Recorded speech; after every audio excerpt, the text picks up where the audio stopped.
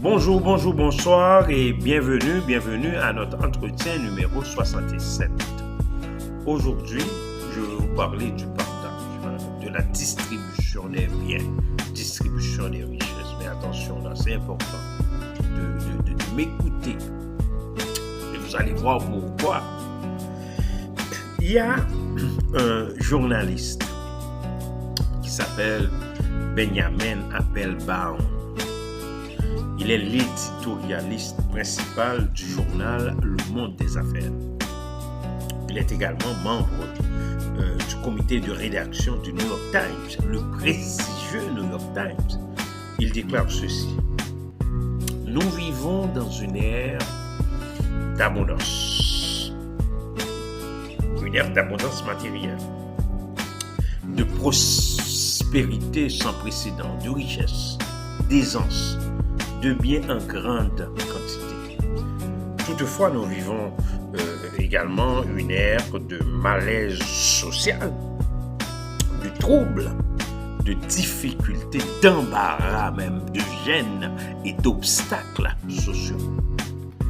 Un quart de millénaire de révolution industrielle a entraîné un accroissement fabuleux de la prospérité. Près de 8 milliards. On est 8 milliards d'habitants. Près de 8 milliards d'habitants sur Terre. Et nous avons suffisamment de richesses pour permettre à chacun de vivre dans un confort sans précédent. Le problème, bien entendu, réside dans la distribution de cette richesse, dans l'allocation, le partage, la répartition ou la péréquation de cette richesse. Pourtant, Dieu donne tout largement. Il nous les donne abondamment. Il nous les donne en grande quantité, à satiété, pour que nous en jouissions, pour que nous partagions avec les autres.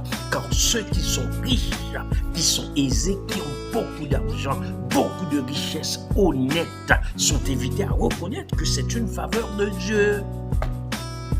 Ils doivent mettre leur espérance en Dieu, car lorsqu'on en possède beaucoup avec le temps, le danger est immense de perdre de vue les réalités spirituelles à cause des soucis de la vie, à cause de la séduction des richesses. De plus, toi-même qui m'écoutes, toi-même qui me regardes, je veux te parler personnellement. Je veux te parler personnellement. Quand tu auras de l'argent, quand tu posséderas des biens, parce que l'argent viendra inévitablement, les richesses viendront inévitablement.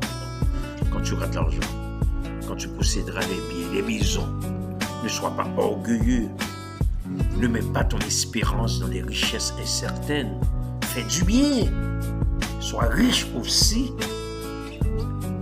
en bonnes œuvres.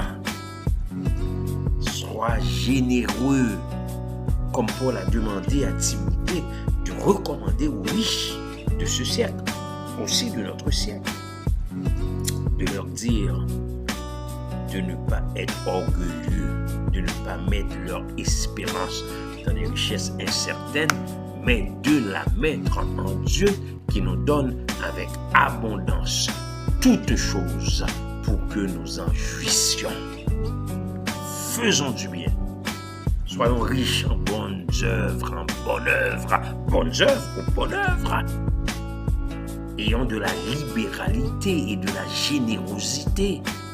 Amassons plutôt pour l'avenir un trésor placé sur un fondement solide, afin de saisir sans faute, indubitablement, sûrement, incontestablement, inévitablement, la vie véritable.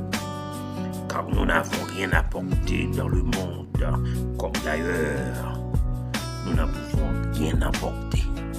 Cléber Jean-Charles nous a parlé. Au revoir et à bientôt.